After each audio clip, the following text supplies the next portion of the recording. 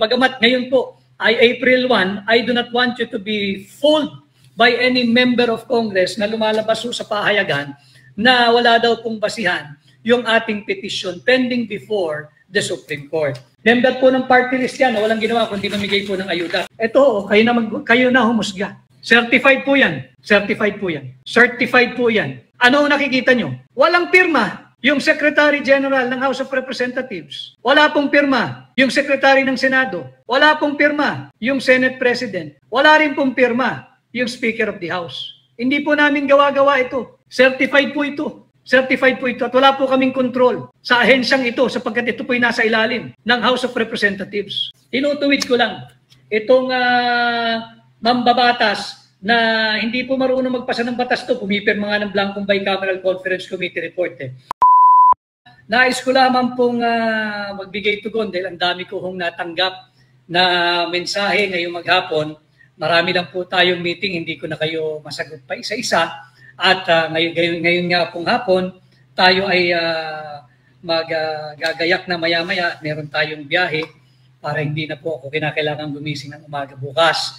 So nagla-live po tayo dahil alam naman po ninyo na nausog yung originally ay oral argument scheduled for today, April 1, 2, and 3 ng Korte Suprema. Kahapon po ay nabanggit ko sa inyo mga kababayan na nausog po ito ginawang May 19, 2025 alas 10 ng umaga.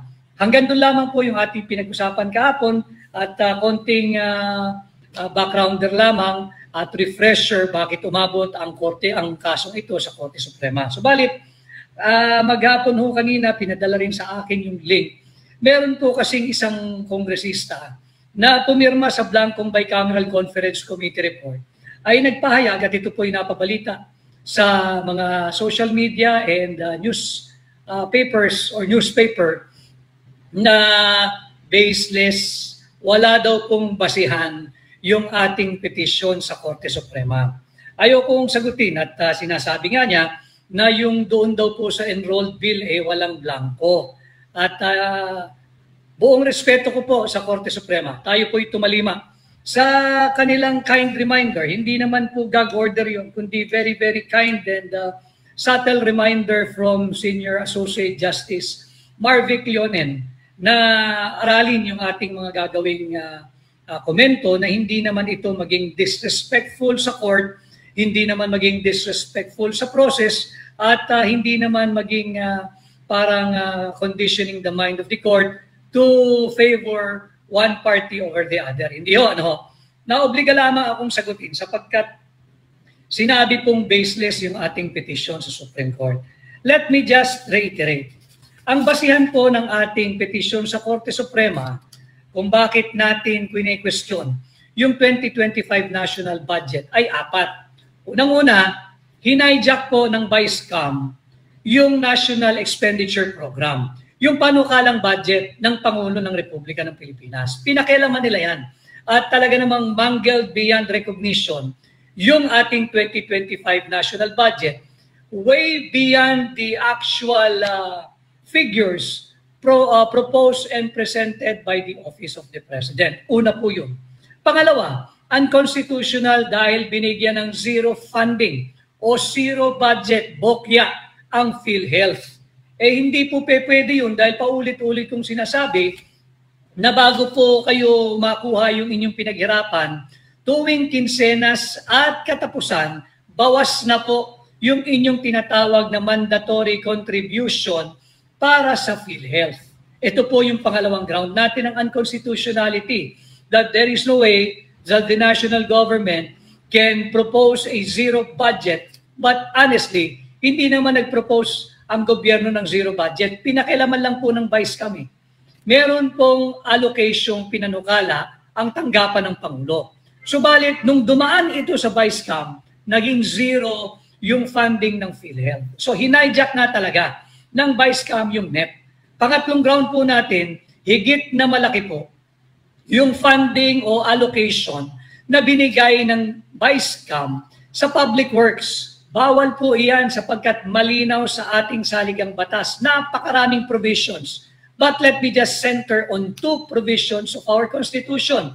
Both can be found in Article 14. First, Article 14, Section 5. Malinaw po dyan sinasabi na ang education sector shall be given the highest budget allocation or budget priority.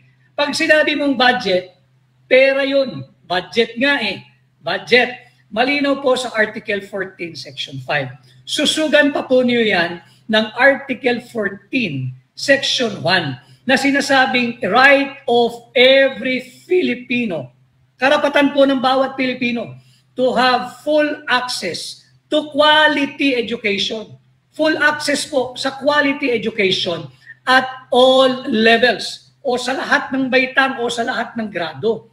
Malinaw po yan. So, yung patungkol sa education sector not receiving the constitutional directive to have the highest budget priority or allocation, violation po yan ng saligang batas. Panghuli, itong nagbibida-bidahan po na kongresista, hindi ko na po babanggitin yung pangalan niya, masisira lang po yung araw ninyo. Masisira lang po yung araw natin pare-pareho at mapopromote lang yung kanyang walang kwentang party list na walang gawin kundi magbigay ho ng ayuda. Sinabi niya na in order daw po yung budget preparation, yung pagpasa ng budget, lahat daw po yan ay above board. Paanong naging above board? Isa ka pa, miyembro ka ng Bicameral Conference Committee. Pumirma ka sa blankong Bicameral Conference Committee report. Kaya naman, again, with all due respect to our Supreme Court, sapagkat sinabi naman po sa maraming desisyon din, the media and the public has the right to know informations and matters concerning public interest. Such as, ano na ba ang estado nitong kaso natin for the declaration of the invalidity and unconstitutionality of the 2025 national budget. Malinaw po yan. That the public has the right to have access to legitimate information on all matters that is imbued or invested with public interest without fear of any punishment or without subject to prior restraint. Kaya po sasagutin ko lang, itong nagpapakalat po ng fake news na wala daw pong basihan yung ating petisyon sa Korte Suprema questioning the constitutionality of the 2025 national budget. Ito po kasi yung pinagmulan yan. Ulitin ko, pakita ko lang po ulit yung Bicameral Conference Committee report. Ito po yan. Pirmado, nakita naman ninyo eh. Pirmado. At ang nandito po ay napakaraming blanco. Para lang ho, pangit kasi na magpag-gaslight po tayo eh. Yung pahintulutan natin sila na bilugin po ang ulo ninyo. Pagamat ngayon po ay April 1, I do not want you to be fooled by any member of Congress na lumalabas po sa pahayagan na wala daw pong basihan yung ating petition pending before the Supreme Court. Ayan po, linaw-linaw, minarkahan ko na nga po, blanco eh. Diba? Blanco yan eh. There are 18 items na blanco. Hindi ko na po ipakita sa inyo lahat. Just some so that to refresh your memory at i-debunk po natin yung fake news ng mambabatas na yan. Ano? Member po ng party list yan, walang ginawa kundi mamigay po ng ayuda. Tatalakayin din natin bakit bangkarote ho, yung title natin ngayon. Bangkarote sapagkat makikita naman natin kung ganito ho ang uri ng ating mga mambabatas, mga kongresista at senador, nagpapasa po ng 6.326 trillion national budget base sa blankong Bicameral Conference Committee report, hindi po malayo na mababangkarote tayong mga Pilipino. At pag wala na po tayong pera, mangungutang po ang gobyerno. At pag nangutang po ang gobyerno, babayaran po natin yun. Babayaran po natin yun sa pamamagitan ng ating mga buwis. Ito pa ho. Para lang makita ninyo. No? Para lang makikita ninyo. And then of course, I'll go now to the page na pirmado ho nila kahit punong-puno po ito ng blanco. Sabi ko nga lagi, siksik, liglig, hitik, umaapaw sa blanco itong Bicameral Conference Committee report. At kaya tayo ay nagtulo na sa Korte Suprema para matigil na po itong malpractice na ito na pagsasalaula sa ating saligang batas. Hindi po natin ito dapat pahintulutan dahil pera po nating mga Pilipino ito eh. Hindi po private money ang budget, ito po'y pera nating mga Pilipino. At yun nga ho, sa kabila ng panay blanco itong Bicameral Conference Committee report, ito po'y pinirmahan ng mga miyembro ng Bicameral Conference Committee. Tungo po tayo rito Sensya na. At napakaraming pahina. Although I folded those that are relevant to the case and to my public discourse with you, wala Anyway, naipakita ko na po sa inyo itong mga blankong ito at pinirmahan po nila yung mga signature page, and this final approved, ratified, and filed Bicameral Conference Committee report, na-file po yan December 11. Na-file po yan sa House of Representatives Bills and Index Service. Kahit po ito ay blanco, pinirmahan po ito ng mga miyembro ng Bicameral Conference Committee report mula sa Senado. Kaya nga po yung notice kahapon ng Korte Suprema, pinatatawag po at hinihingi ang presensya ng chairman ng Committee on Finance ng Senado na si Senadora Grace Poe. On the part of the House of Representatives, pinatatawag din po ng Korte Suprema at required ang presensya ng Congresswoman po ng Marikina, yung Stella Kimbo. Yung nagsabing wala daw pong blanco nung simula, at nung ipinakita na namin at nagkaipit-ipit na, ang itinuro, ang inilaglag ay yung mga miyembro ng Technical Working Group ng Bicameral Conference Committee report na empleyado po ng Senado at ng mababang kapulungan. Kaya po sa pagdinig na gaganapin sa May 19, pinatatawag po ang presensya ni Senadora Grace Poe, ni Stella Kimbo, at yung mga miyembro po ng Technical Working Group. Parehas ng Senado at ng mga mababang kapulungan. Kawawa po, hindi naman po sila talaga ang layunin natin dito na maihabla. Subalit sila po ay sinasangkalang. Tandaan ninyo yung news report ni Congresswoman Stella Kimbo na ituloy po yung ministerial at ang naglagay daw po ng mga halaga sa blanco ay yung mga empleyado ng Senado at ng mababang kapulungan na miyembro ng Technical Working Group. Bawal po yun. Hindi ba? Falsification of legislative document po yan. At usurpation po yan ng Legislative Authority. At violation po yan ng Anti-Graft and Corrupt Practices Act. Kawawa yung ating matitino at tapat na mga manggagawa sa Senado at sa House of Representatives. Wala naman silang pakinabang dito sa budget na ito Kaya kagaya po ng aking laging sinasabi, ang punot dulo, ang ugat, ang simulat katapusan ng kahirapan ng Pilipinas ay ang korupsyon na nag-uugat sa ating taunang budget. Ngayon, balikan po natin yung nagpapakalat ng fake news. Dahil isa po ako sa petitioner dito, kami po ni Congressman Sid Ungab, wala raw pong blanco yung Bicameral Conference Committee report. Naipakita ko po sa inyo. At sinasabi niya na yung daw pong enrolled bill doctrine, may nalalaman po itong enrolled bill doctrine. Dahil sinasabi kung meron daw pong pagkakaiba, yung GAA at yung enrolled bill, sasangguni ka doon sa enrolled bill. Dahil yun daw po yung authority o yun daw po yung magiging control kung ano yung tamang figure. Pag-usapan po natin yung enrolled bill. Sinasabi nitong miyembro ng party list na ito na pumirma sa blankong Bicameral Conference Committee report at ang party list nito walang gawin kundi magbigay ng akap, ng AIX at kung ano-ano pang ayuda na hindi po tutugon sa problema ng gutom ng Pilipinas. Kaya po tayo nababangkarote. Ang sabi niya, yung daw pong enroll bill ay nagpapakita na walang blanco sa Bicameral Conference Committee report. Ito po ay pinagpaalam ko sa ating mga abogado dahil sila po ang mag-a-argue na niyan sa May 19. Ang aking po layunin, ulitin ko sa ating kagalang-galang na kataas-taasang hukuman, nais ko lang pong ituwid yung fake news at sinasagot ko lang itong fake news ng mambabatas na ito. Ang sinasabi niya, wala raw pong blanco sa Bicameral Conference Committee report, baseless daw po yung ating petition sa Korte Suprema at in order daw po at above board ang General Appropriations Act o yung ating National Budget for 2025. Sinungaling po kayo. Pinakita ko, blanco yung Bicameral Conference Committee report. Ito ho ay ipapakita ko for the first time. Ito po ay nagpaalam ako sa ating mga abogado, humingi po ako ng kopya. Ito po yung tinatawag na kopya ng enrolled bill. Yung binibida niya, wala raw pong blanco. Pakitingnan niyo po maigi. Ito po ay sinertify.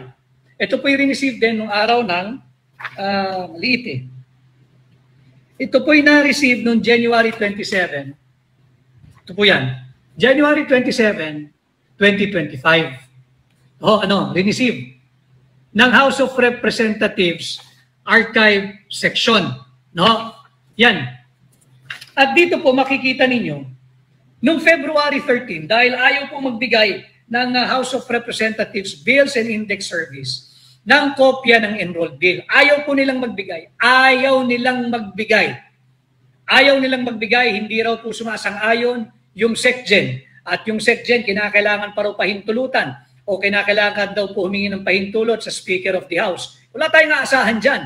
Cover up nga eh. So itinuro po tayo, sinabi din ito ni Stella Kimbo, na magtungo daw sa archive section at makikita daw doon yung enrolled bill at walang blanco. So, sinunod po namin yung kanilang payo dahil masunurin po tayo. Nagpunta po tayo dyan sa archive section. Humingi po tayo ng kopya at pina-certify po natin. Certified po ito eh. Ayan o yung bilog, pakitingnan po ninyo. Dahil ito'y certified, makikita, ayan, certified po yan. Ilang pahina po, yung pinili lang po natin. Certified po yan dito sa itong bilog na ito. Certified po yan.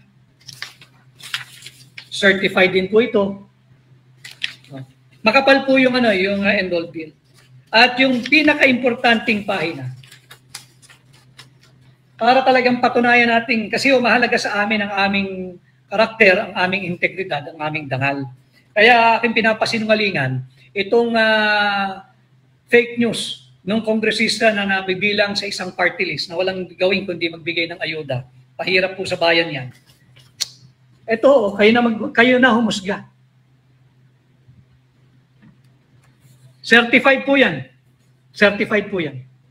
Certified po yan. Ano nakikita nyo? Walang pirma. Yung Secretary General ng House of Representatives. Wala pong pirma. Yung Secretary ng Senado. Wala pong pirma.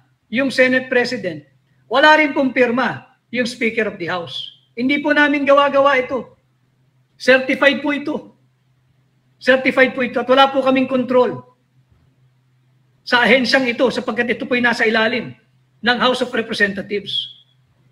Kaya ako po'y pinapakita ito, nais ko lang ituwid yung pagsisinungaling ng mangbabatas na yan.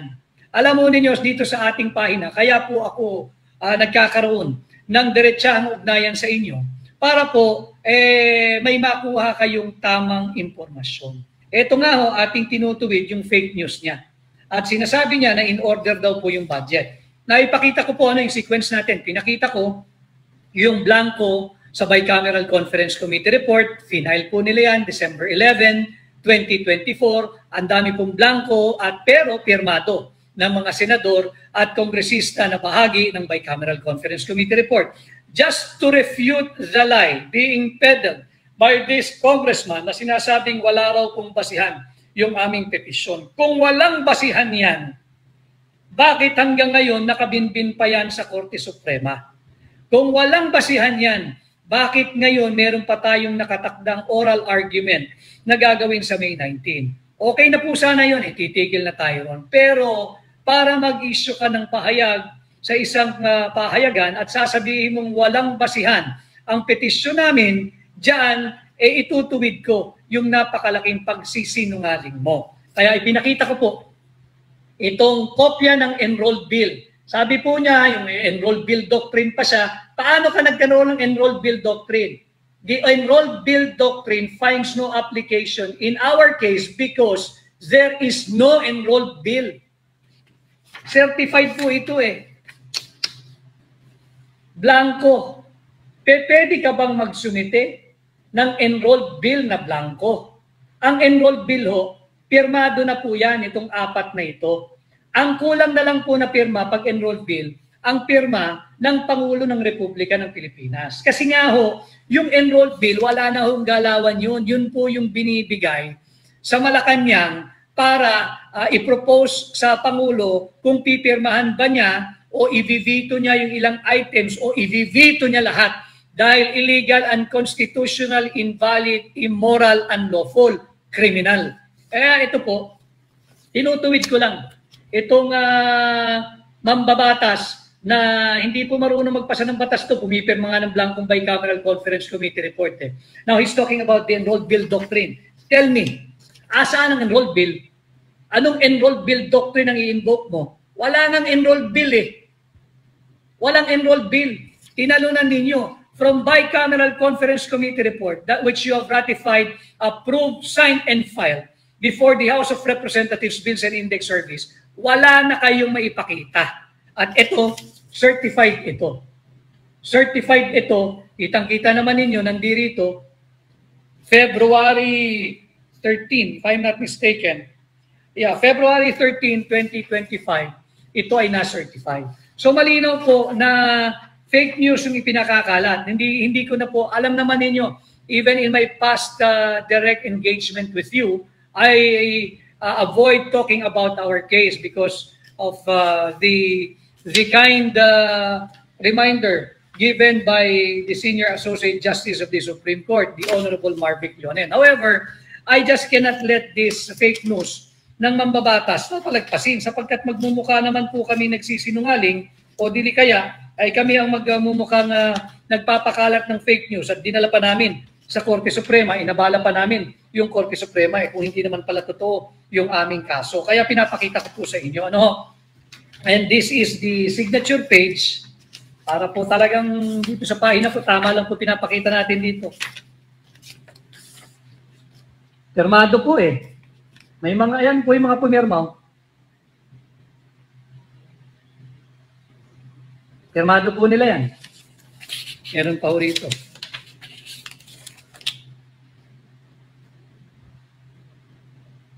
Malinaw po yan. Importante kasi na huwag nating kalimutan itong usapin ng 2025 budget dahil mahalaga po ito sa inyong pagpili at pagdedesisyon kung sino yung ating mga gagawing leader pagkatapos po ng midterm election. Again, I always remind the Filipino people, we ought to remember, we must realize what is at stake for the country, for you, for me, for the present Filipino youth, and most especially for the generations of Filipinos that are yet to come. Kinakailangan po nagkakaintindihan tayo, mahalaga itong midterm election na ito. Yung namimigay ng akap, yung nagmimigay ng AYIX, ng tupad, ng kung ano-ano pong ayuda, tanggapin po ninyo. Pero wag po kayong tumanggap ng utang na loob sa mga yan. Hindi po nila pera yan. Pera nyo po yan. At yun nga, yung sinasabi po natin na hinijack ng BICAM. Miyembro po kasi ng BICAM yung madaldal na kongresistang yan na sinasabing wala raw pong basihan. Alam mo ninyo na banggit ko na rin po sa inyo. I have given you this information that yung ating pong NEP, ang basihan po niyan, yung budget of expenditures and and sources of financing, yung BESF. Pagkatapos po niyan, meron po tayong tinatawag na President's Budget Message. Ito po yun. Yan po yan. President's Budget Message. At kasunod na po niyan, yung NEP, yung National Expenditure Program. Malinaw po ito for fiscal year 2025. Ngayong taon po ito, ang sinasabi dito, ang ating pong pangbayad utang dapat ay 876.7 billion pesos lamang. Po yan. Naka-highlight na po yan. Subalit, ang ating pong pangbayad utang ngayong taon ay 1.2 trillion pesos. Higit na malaki dito sa nakalagay sa President's Budget Message. Ito po yung mensahe niya kung ano yung kanyang prioridad sa kanyang administrasyon. Kaya po sinasabi nating hinijack ng Bicameral Conference Committee yung NEP. Tatandaan ninyo, in our structure of government, hindi ba equal powers lahat yan? Executive, the legislative, and the judiciary, not necessarily in that order ko equal po yan. The judiciary, the judicial department, the executive, the legislative, o kung paano nyo pa haluin yan, pare-pareho lang po yan ko equal po yan. Pero dito nakikita natin na ang Chief Executive Officer, katulad ng isang korporasyon, ang CEO po ng ating bansa ay ang Pangulo. Kaya siya merong kinukonbine na DBCC. Hindi ba bago yung pag nag-budget call na yung DBCC, iba't ibang departamento, ayan siya nag-uusap-usap, anong priority mo, i-justify mo, nagba-budget hearing pa. Ito po yung kanyang mensahe na ang pangbayad utang lang natin ay 6.7 billion. Subalit ngayong taon, ang ginawa po ng BICAM, 1.2 trillion ang kanilang ginawang pondong pangbayad. Hindi ho pwede kasing mas malaki. Yung pangbayad natin, yung pang-debt servicing natin, hindi ho pwedeng mas malaki doon sa itinatakda ng saligang batas. Ano po yung tinatakda ng saligang batas? Malinaw po yan. Article 14, Section 5. Di ba? Na yung education sector ang dapat bigyan ng the highest budget priority or allocation. Ito po, nakalagay dito priority sectors. Pakibasa po ninyo. No? Nakalagay dito na ang highest share po ay ang education sector. That will receive the biggest portion of the proposed 2025 budget, yung NEP. Ang nakalagay po rito ay 977.6 billion ang dapat ibinigay na pangbayad sa or para sa education sector. Higit pong malaki yun. Kasi yung panukala niya, 13% lang yung pambayad utang. Ang kanyang panukala para sa edukasyon ay 15.4%. Subalit, ang ginawa po, hindi sinunod ito. Binigyan ng higit na malaking pondo yung public works. Alam niyo na kung bakit. Nandyan kasi yung pang flood control programs. Yung flood control funds na laging sinasabi, 500 billion na raw po nagamit nila, umulan ng malakas sa Bicol, 200 inosenteng Pilipino patay. Wag ninyong kalimutan yan. Yung ating mga kababayan sa Bicol. Wag ninyong kalimutan yung delubyong inabot ninyo last year. 200 inosenteng Pilipino patay sapagkat nawala yung pondo para sa flood control. Na uwi ang binaha yung bulsa ng mga tiwali sa gobyerno, yung mga tiwali sa pamahalaan, bumaha ng kwarta yung kanilang bulsa.